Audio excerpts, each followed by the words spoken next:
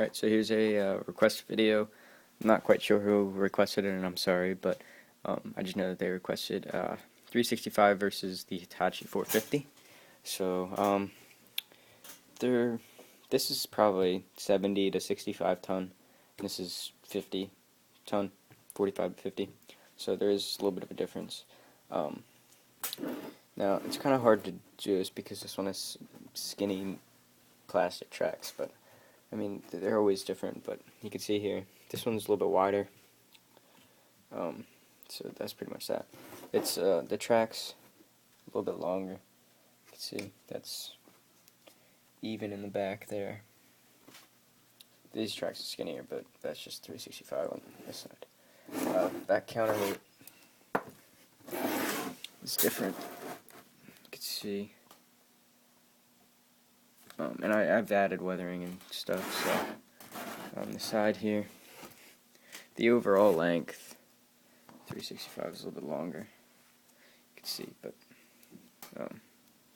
and I got the MA stick, which real quick I can change, and just put the regular one back on. The bucket size is pretty big difference. I'll show you that real quick. Definitely skinnier.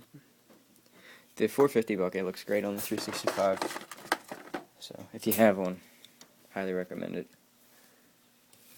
And the Hitachi is the same as the Deer, which all you know.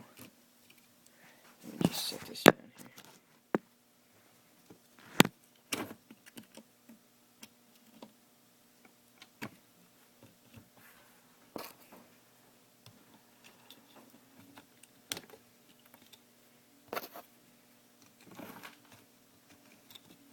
There's that back on there.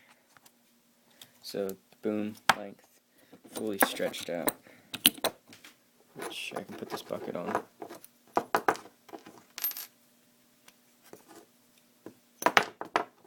Sorry.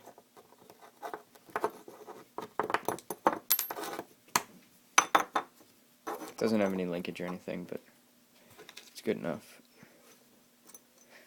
So 365's got a little bit more reach. Curl that out. Curl that out. Boom height.